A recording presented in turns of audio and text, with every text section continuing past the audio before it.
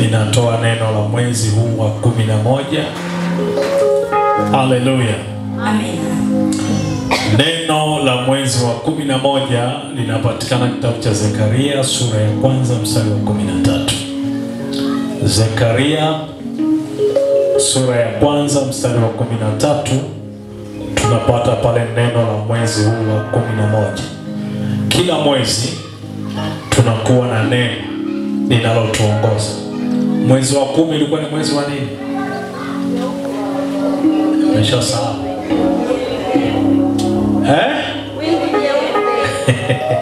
Mwezi wa 10 ilikuwa mwezi wa nini? Nikasema mwezi wa 10 uwe mwezi wa wingu, maana kulikuwa na mabaya, ila wingu jeupe limekulinda wewe. Hata makofi yaweza kupiga. Mwezi wa 10 ulikuwa ni mwezi wa wingu jeupe. Sema amen. Amen. Mwezi wa 11 ni mwezi wa nini? Tusome kwanza Zekaria 1:13. Zekaria sura ya 1 mstari wa 13, nasoma kwa jina la Yesu Kristo Mungu mkuu. Soma. Naye Bwana Yesu akamjibu yule malaika aliyesema nami kwa maneno mazuri, maneno yenye faraja. Mwezi huu wa 11, mwezi Novemba, mwezi huu utakuwa ni mwezi wa malaika wa faraja. Amen. Twende kwenye somo la leo. Mgeukie mwenzako, mwambie usishirikiane na wenye kigeugeu. Mwambie kataa roho ya kigeugeu. Kataa roho ya kigeugeu. Hujasema amen. Sema kataa roho ya kigeugeu. Kataa roho ya kigeugeu. Haya, mwambie mwenzako usishirikiane na wenye kigeugeu. Usishirikiane na wenye kigeugeu. Mwambie iwe kwenye biashara, iwe kwenye biashara, iwe kwenye kazi, iwe kwenye kazi, iwe kwenye ndoa, iwe kwenye ndoa, iwe kwenye ukoo, iwe kwenye ukoo, iwe kanisani, iwe kanisani, kila mahali, kila mahali. Sitashirikiana na wenye kigeugeu. Sitashirikiana na wenye kigeugeu. Mithali 24 mstari wa 21 na 22. Some pale.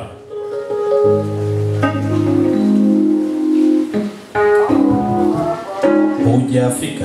Mithali sura ya 24 mstari wa 21 na 22, nasoma kwa jina la Yesu Kristo Mungu mkuu.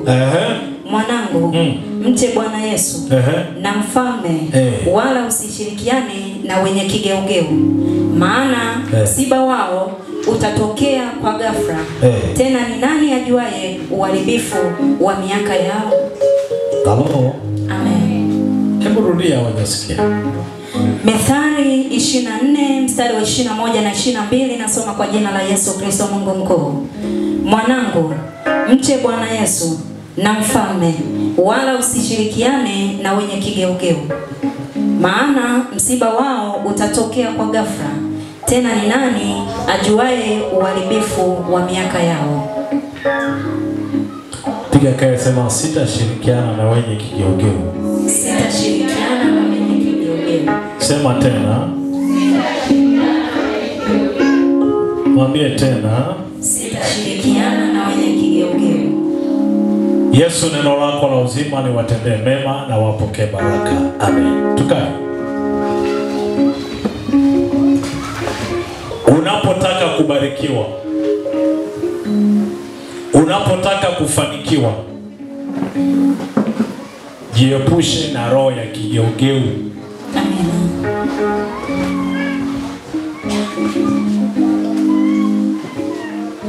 Au tunasema roho ya kinyonga. Halo? Amen. Unajua kwa Yesu, kama ni nyeupe iwe rangi nyeupe. Ndio. Sema amen kubwa. Amen. Kama umeamini Yesu ni Mungu, awe Mungu kwako. Amina. Kama umeamini Yesu ndio uzima wako, iwe uzima wako. Amina. Kama umeamua Yesu ndio kimbilio lako, liwe kimbilio langu. Kama umeamua madhabahu ya uzima na amani Ndiyo madhabahu yako Yesu aliyokupa ya kumwabudu iwe madhabahu yako. Amen. Muulize mwenzako, unampenda mwenye kigeugeu? Nani anapenda kugeuko? Unapenda ukiwa na rafiki ya kugeuke? Halo? Amen. Yesu mwenyewe anasema yeye hana kigeugeu. Ndio. Mungu unayemwabudu anasema yeye hana kigeugeu. Mungu unayemwabudu anasema yeye hana nini? Kigeugeu. Malaki sura ya 3 mstari wa 6. Malaki sura ya 3 mstari wa 6. Ikiwa Mungu tunayemwabudu anasema yeye hana kigeugeu, je, wewe unayemtumikia? Je, wewe unaifanya kazi yake? Je, wewe unayemwabudu? Ni zaidi usiwe na kigeugeu. Amen. Nitakwambia baadaye kwa nini usiwe na kigeugeu. Tuendelee pale. Malaki sura ya 3 mstari wa 6, nasoma kwa jina la Yesu Kristo Mungu mkuu. Kwa kuwa mimi Bwana Yesu sina kigeugeu. Sina kigeugeu. Ndiyo maana ninyi hamkuangamizwa enyi wana wa Yakobo. Mwambie mwenzako, ukiwa huna kigeugeu hutaangamizwa. Ukiwa huna kigeugeu hutaangamizwa. Wamekukaba ko. Aya, mwambie tena mwenzako, ukiwa na kigeugeu ukiwa mtu wa kigeugeu utaangamizwa. Ukiwa huna kigeugeu hutaangamizwa. Ukiwa huna kigeugeu hutaangamizwa. Haleluya. Amen. Haleluya. Amen. Haleluya. Amen. Kama ni Yesu, ni Yesu. Usichanganye Yesu na waganga. Usichanganye madhabahu ya uzima na madhabahu za wafu. Unazijua madhabahu za wafu ni zipi? Unazijua, nimekufundisha mara nyingi. Usichanganye madhabahu za wafu na madhabahu ya nini? Ya uzima. Mungu na shetani hawakai pamoja. Ndio. Ndio maana kuna watu wengine anaogopa kuokoka kwa sababu ni mfanyabiashara wa kishirikina. Anajua kabisa kwamba atakapookoka biashara yake itaporomoka. Ndio. Na hiyo ndo kanuni ya Yesu. Yesu anapotaka kujenga kitu juu ya msingi wa shetani. Halo? Amen. Lazima abomoe ili aweke msingi wake. Sema amen kubwa. Amen. Sema amen kubwa. Amen. Sema tena amen kubwa. Amen. Mtu mwenye kigeugeu ni mfano wa mtu mwenye kusita katika maamuzi. Kwa nisongea hapo mbele. Mtu mwenye kigeugeu ni mtu mwenye kusita kwenye maamuzi. Mtu yote anayefanikiwa hanaga kigeugeu. Unajua, si kila mzungu ni tajiri. Si kila mzungu ana pesa. Kuna wazungu wengine ni maskini kabisa, nafuu wewe. Lakini kitu kinachoonekanaga kwa wazungu kuonekana kwamba ni watu wa kufanikiwa, mzungu siku zote hanaga kitu inaitwa kigeugeu. Wale watu wamejaliwa kwenye hilo. Akikwambia yes, yes, no, no, kamaliza. Amen. Hana yes and no. Halo? Amen. Mzungu akikwambia move on, move on. Mzungu akikwambia I love you, I love you. Halo? Amen. Halo? Amen. Yesu atusaidie. Amen. Yesu atusaidie. Amen. Sisi unaweza mtu akawa na kuchekea akitoka na kusema vibaya. Anaweza kusema nakupenda, akigeuka anasema yaani namchukiaga yule.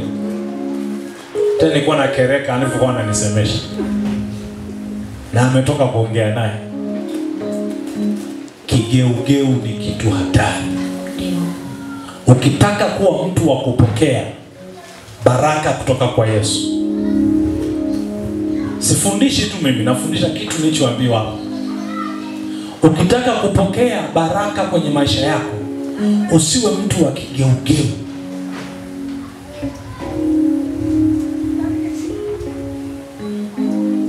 Usiwe mtu wa kigeugeu. Usiwe kila siku wewe ni mtu wa maamuzi lakini huna ulichoamua.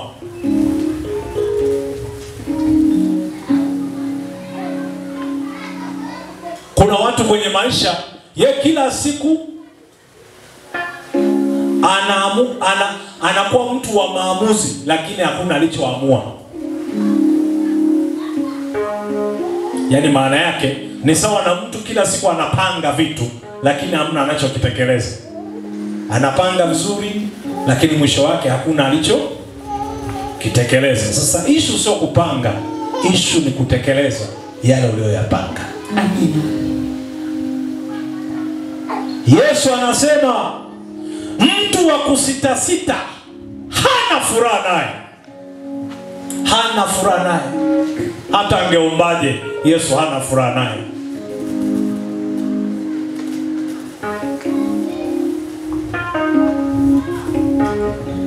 Tangu mimi niliposema Yesu ni Mungu mpaka leo hakuna kusitasita. Hata kama watu wengine hawataelewa, umebaki peke yako, usisite, simama na msimamo wako. Hujanielewa wanachosema hapa? Kinachowagharimu watu wengi kwenye maisha, they need company. Watu wengi ambao huwa wanakosa maamuzi sahihi ni watu ambao siku zote anataka company. Akikosa company anashindwa kusimama.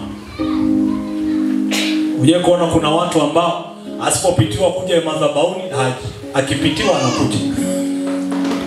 Yaani ukimpitia bwana twende madhabahuni, natoa mfano, twende madhabahuni anakuja. Siku kaacha kumpitia haji. Huyo mtu anaitwa mtu wa kigeugeu. Ndio.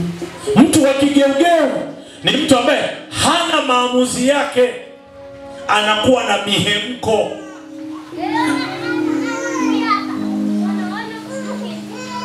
Mihemko sio maamuzi.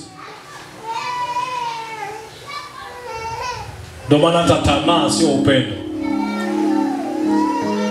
Tamaa inaweza kuwa ya muda mfupi. Upendo ni kitu cha kudumu. Ndio. Wangapi wanampenda Yesu? Amen. Wangapi wanampenda Yesu? Amen. Wangapi wanampenda Yesu? Amen. Wangapi wanampenda Yesu? Amen. Ndio wale ambao utasikia mara nyingi, unajua mimi navunjika moyo, najikaza tu. Kuna watu uko nao miaka yote hawajavunjika moyo. Kwa nini unavunjika moyo? Kwa sababu una kigeugeu. Hakunaga mtu anavunjikaga moyo na familia yake. Umeikuona? Kuna mtu anavunjika moyo na familia yake? Na wauliza swali.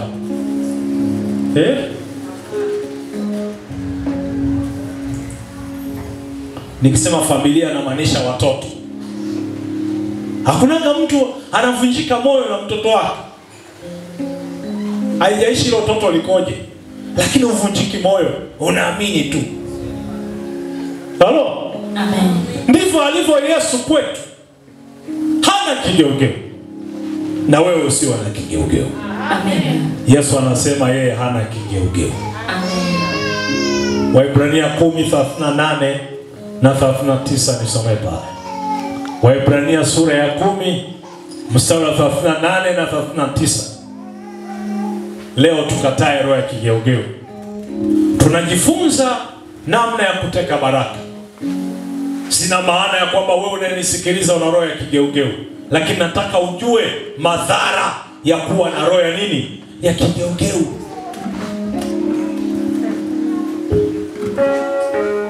Ukiwa mtu akigeugeu kila siku utakuwa unachagua. Unajua kuna mtu anaenda sokoni anachagua mwisho wake anashindwa kununua. Twende hapa.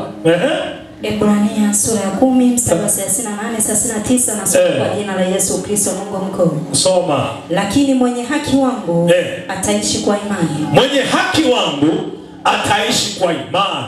Endelea. Naye akisita roho yangu haina furaha naye. Huyu mwenye haki wangu huyu anaishi kwa imani. Akisita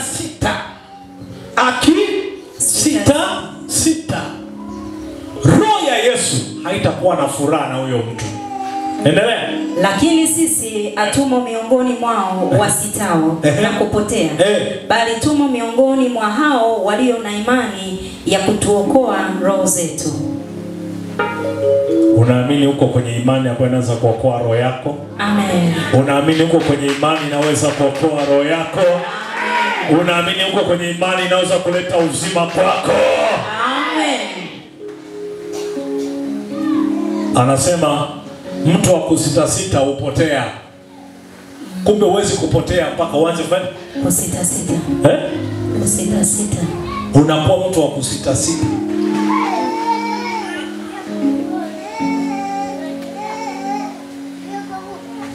Niende nisiende, nitoe nisitoe, nihamie nisihamie, nijenge nisijenge, niolewe nisiolewe. Usiwe mtu wa kusita. Ukiamua jambo fulani lisimamie. Amen. Ndipo utakapoona baraka. Amen. Ndipo utakapoona mafanikio. Amen. Ndipo utakapoona mema. Amen. Ndipo utakapoona ushindi. Yakobo sura ya 1 mstari wa 6 na hadi wa 8. Yakobo sura ya 1 mstari wa 6 hadi wa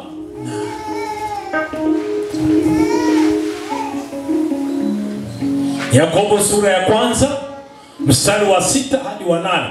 Tuangalie pale. Mtu wa kusita, mtu wa kigeugeu, mtu wa kubadilika, nini kinatokea? Soma pale. Yakobo sura ya 1 mstari wa 6 hadi wa 8, nasoma kwa jina la Yesu Kristo Mungu mkuu. Soma. Ila naombe kwa imani. Yeyote anataka kupokea kwa Yesu aombe kwa nini? Kwa imani. Aombe kwa njia gani? Kwa imani. Aombe kwa imani. Endelea. Pasipo shaka yoyote. Unapoomba usiwe na wasiwasi kwamba utapokea au hutapokea. Unajua kuna watu anaomba afu ana wasiwasi. Hivi kweli nitajibiwa?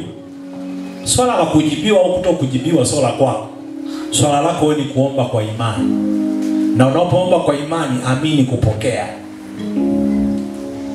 Usiamini kwenye kutokupokea. Amen. Amini kwenye kupokea. Endelea. Maana mwenye shaka ni kama wimbi la bahari. Mwenye shaka, mwenye wasiwasi, ambaye hana maamuzi ni kama wimbi la bahari lililochukuliwa na upepo. Lile wimbi huwa upepo ukienda na lile wimbi linaenda hivyo hivyo. Na kupeperushwa huku na huku. Kupeperushwa huku na huku. Maana mtu kama yule asidhani ya kuwa atapokea kitu kutoka kwa Bwana Yesu. Maana mtu kama yule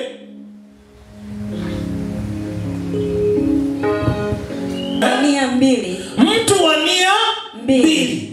Usitasita katika njia zake zote. Mtu wa nia mbili huwa anasita. Niende hivi? Ngoja kwanza. Ngoja niende hivi. Anakosa maamuzi.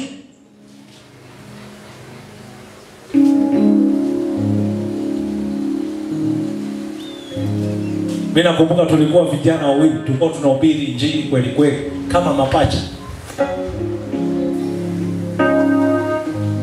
Na wote tulipatana kumtumikia Yesu.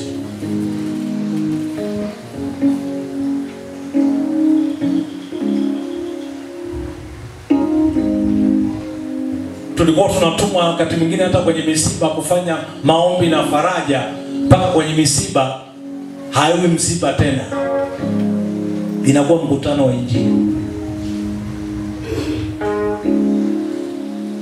Tukipiga faya hapa, yeye anapiga kule. Hakuna nguvu ya giza inachomoa. Lakini leo yeye ni mwalimu mkuu, mimi kuhani mkuu.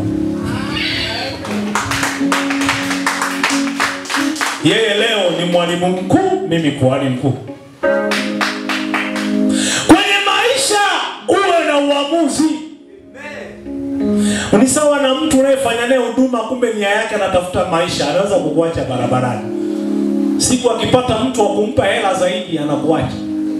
Au siku akashawishika zaidi anaondoka. Ni hatari kwenye maisha kuwa na mtu yeyote mwenye kigeugeu.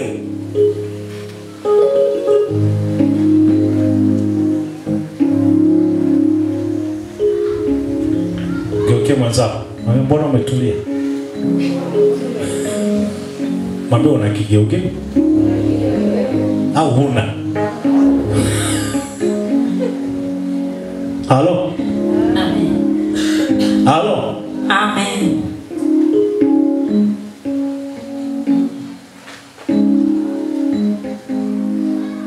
Kuna mwanangu mmoja anaitwa, nimtaje tu, anaitwa Petro. Mpaka leo niko naye madhabahu. Tangu 2008. 2008. Mpaka leo.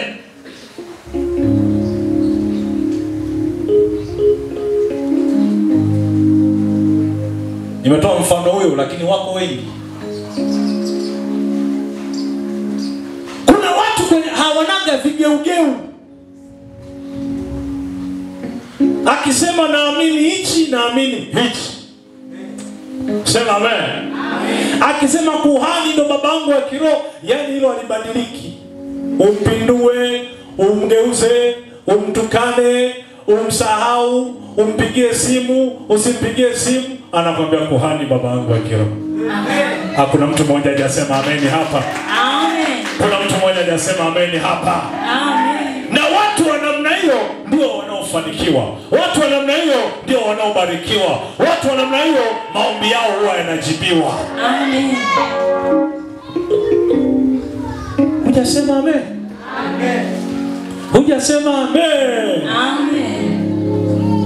Mwambie mwenzako kigeugeu kina adhabu. Kigeugeu kina adhabu. Kuna vitu unaweza kupoteza kwenye maisha yako kwa sababu ya kigeugeu. Sio kwa sababu umetenda dhambi, kwa sababu ya kigeugeu. Inaweza kama hujatenda dhambi lakini wewe ni kigeugeu. Maana watu wengi wanafikiri ni dhambi tu Yesu anaziangalia. Hata kigeugeu Yesu hakitaki. Hujasema amen? Amen. Hujasema amen? Amen. Hujasema amen? Amen. Hujasema amen? Amen. Ukijua kweli ya Yesu, kaa kwenye kweli ya Yesu. Amen. Kwa gharama yoyote. Ndio. Una chakula, huna chakula, una kazi, huna kazi, kaa kwenye Yesu. Kuna watu wanasemaga, yani uchumi wangu ukikaa vizuri nitasimama. Yani uchumi ukikaa vizuri tu, wewe subiria kuona. Ngoja uchumi ukikaa vizuri, yani utaona hata ibada zitakosa. Si kweli? Tena hiyo ndio unaweza ukapotea kabisa usionekane. Maana uko busy kwa sababu unaingiza sana kipato. Amen. Amen. Si kweli? Nataka hapa mtu mmoja achukie roho ya kigeugeu. Amen. Nani anachukia roho ya kigeugeu? Nani anachukia roho ya kigeugeu? Wamekukaba ko? Amen. Sema anachukia roho ya kigeugeu. Nachukia roho ya kigeugeu. Tumesoma na mstari wa 8 unasemaje? Yakobo 1:8 nasemaje rudie? Yakobo 1 mstari wa 8 nasoma kwa jina la Yesu Kristo Mungu mkuu. Mtu wa nia mbili husitasita katika njia zake zote. Husitasita.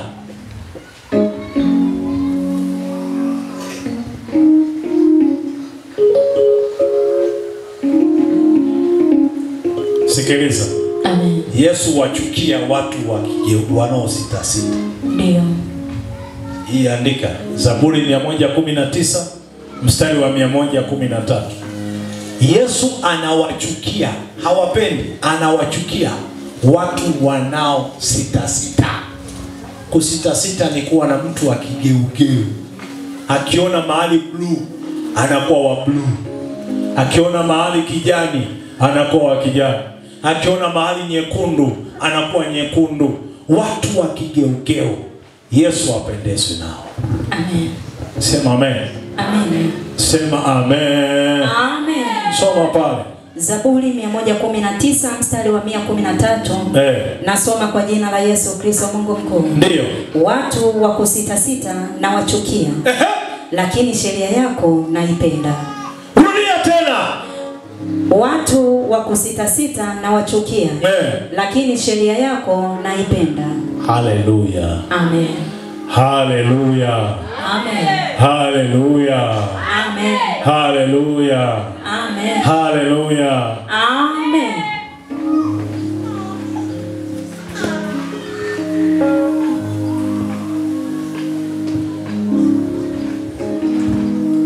Nabii Elia aliwaambia wale wana wa Baali, ni Mungu yupi mnayemwabudu? Nabii Elia akawaambia, mtasita sita na mawazo mawili hadi lini? Ndio. Wafalme wa kwanza 18:21. Wafalme wa kwanza sura ya 18 mstari wa 21. Wafalme wa kwanza sura ya 18 mstari wa 21. Unaona pale Elia anawaambia, mtasita sita. Mungu wenu ni yupi? Ukimjua Mungu wako unayemwabudu, simama naye. Halo. Amen.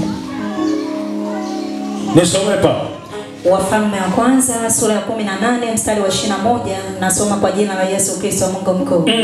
Naye Elia akawakaribia watu wote. Akanena, mtasita sita katikati ya mawazo mawili hata lini? Bwana Yesu akiwa ndiwe Mungu mfuateni, bali ikiwa Baali ni Mungu, haya mfuateni yeye. Wale watu hawakumjibu neno. Haiwezekani unategemea nguvu ya madhabahu ya uzima na amani, na hapo unategemea waganga. Utasita sita mpaka lini? Chagua moja.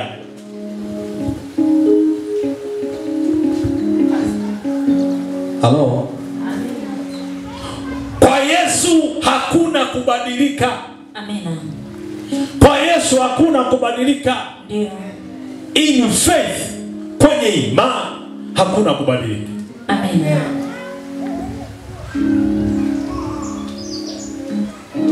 Hakuna kubadilika.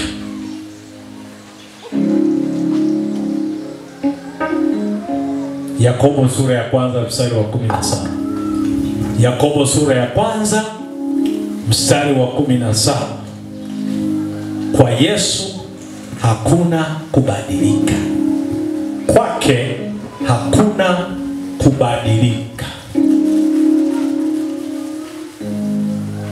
Wakati mwingine nipende hata kama sikufurahishi. Usinipende tu kwa sababu nakufurahisha. Unanielewa ninachosema? Kuna wakati umpende Yesu hata kama hajakufurahisha. Usimpende Yesu kwa sababu kuna jambo amekufurahisha.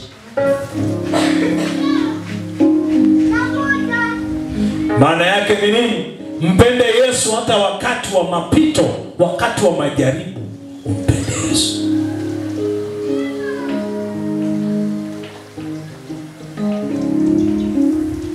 Halo. Amen. Halo. Amen. Halo. Amen. Halo. Amen. Halo. Amen. Tuko pamoja? Ndio. Nisome Yakobo 1:17. Yakobo sura ya kwanza mstari wa 17. Nasoma kwa jina la Yesu Kristo Mungu mkuu. Soma. Kila kutoa kuliko kwema, na kila kitolewacho kilicho kamili utoka juu. Ushuka kwa Baba wa mianga. Kwake hakuna kubadilika wala kivuli cha kugeuka geuka. Hilo ni kwenye eneo hata la utoaji. Kuna watu wanaweza kaidi kitu, afu baadaye anasema unajua yani nilipoahidi, unajua nimekuja kujua nimeahidi hela nyingi. Sasa unajua kuhani, yani unajua sasa hivi ile hela niliahidi ni nyingi, alafu sasa hivi hali yangu haiko vizuri. Mimi naomba nilichoahidi nitatoa robo. Amna aliyesema natoa mfano. Amen. Amen. Yani kwa Yesu hakunaga kubadilika. Ndio.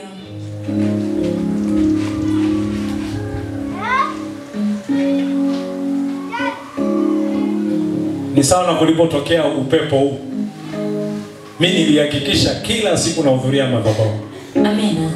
Hakuna kubadilika. Amen. Nasema hakuna kubadilika. Amen. Nasema hakuna kubadilika. Usiwe mtu wa kubadilika. Ukisema kitu kiwe vile vile. Kwa sababu watu wengi wanajua kuomba ila hawajui kusimamia maombi yao. Ndio. Nimesemaje hapo? Watu wengi wanajua kuomba ila hawajui kusimamia maombi yao. Rudia tena, rudia. Watu wengi wanajua kuomba ila hawajui kusimamia maombi. Ndio maana saa nyingine hata ukiulizwa uliomba nini hata mwenyewe ukumbuki. Sasa nikumbushe niliomba nini? Kwa sababu inawezekana ukujua kusimamia maombi yako ulioomba.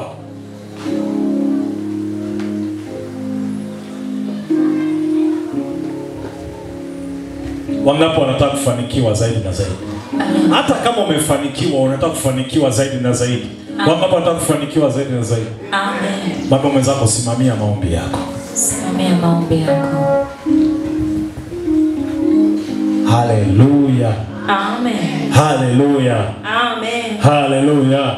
Amina. Unajua ukiangalia zile habari za Musa na wana wa Israeli na bahari ya Shamu, Musa anamuuliza Mungu, nifanye nini maana nyuma kuna maadui, mbele kuna bahari, hakuna pa kwenda, nifanye nini? Mungu anamwambia, unaniuliza mimi? Endeleeni mbele. Endeleeni mbele. Ifu na wakati uoni njia alafu unaambiwa uendelee mbele. Uoni njia alafu unaambiwa endelea na maombi. Uoni mwelekeo alafu Yesu anakuambia endelea kuomba.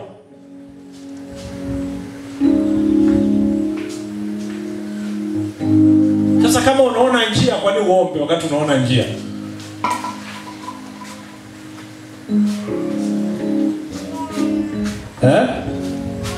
Ni sawa na mtu anataka kununua kiatu, lakini anajua sasa kwenye akaunti kuna 30,000. Na ile 30,000 atadraw aenda kununua viatu. Lakini anasema hapa, Mungu naomba unipe kiatu. Huo ni uongo. Una majibu unayo. Hayo sio maombi. Wewe nenda ATM draw 30,000 kanunue kiatu.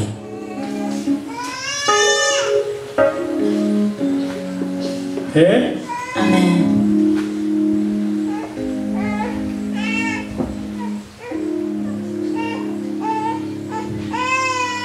Maombi ni pale unataka kununua kiatu na hela hauna. Hayo yanaitwa maombi. Unaomba kitu ambacho hakina njia na ukitarajia Yesu akutendee.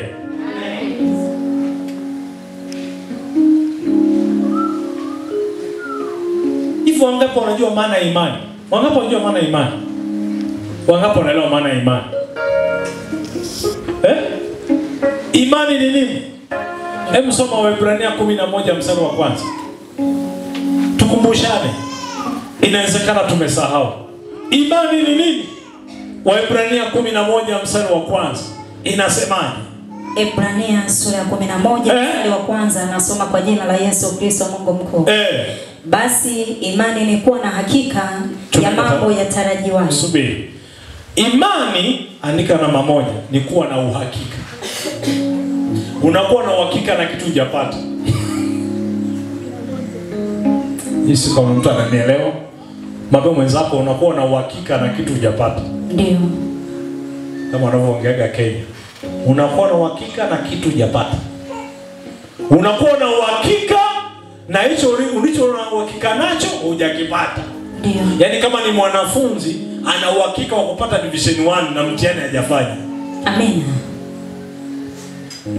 Umeelewa? Amen. Yaani ana uhakika wa kupata division 1 na mtihani hajafanya, lakini ana uhakika.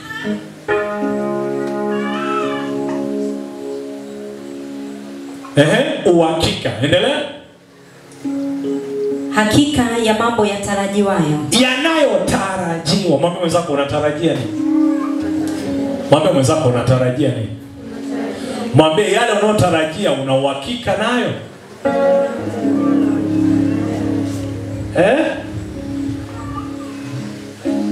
Ni sawa na mtu ambaye anasafiri.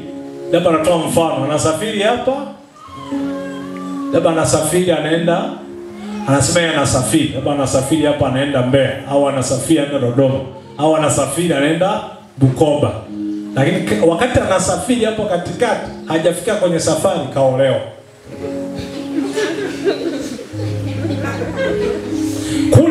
Kule wanapotaka wampokee. Bwana vipi? Mimi nimeshaingia, nimeolewa.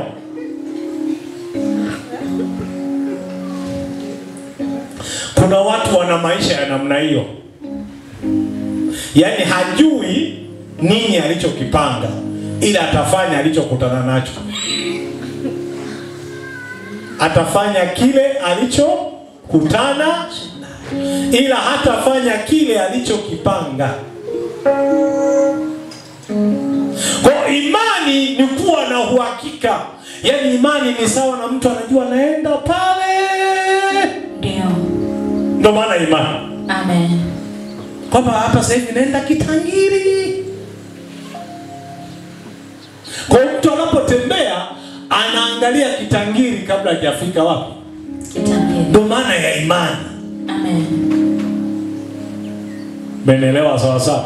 Amen. Menelewa sawa sawa? Amen. Twende tumalizie pale, Ni bayana ya mambo yasiyoonekana. Ni bayana ya mambo yasiyoonekana.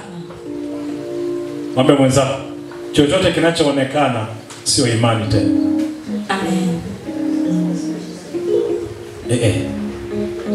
Mwambie tena, chochote kinachoonekana sio imani tena. Chochote kinachoonekana sio imani. Au ngoja nikurahisishie ili uelewe. Mwambie mwenzako hivi, chochote ulichonacho sio imani tena. Chochote ulichonacho sio imani tena. Mwambie imani ni kile ambacho hauna. Imani ni kile ambacho hauna.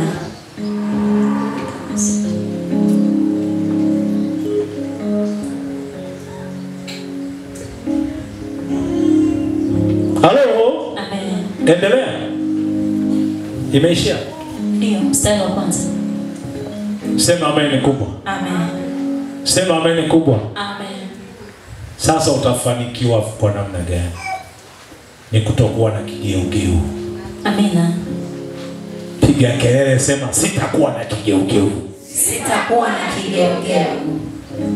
Piga tena. Sitakuwa. Tarumbeta ya mdomo wako, sema sitakuwa na kigeugeu tena. Sitakuwa na kigeugeu tena. Tena rudia.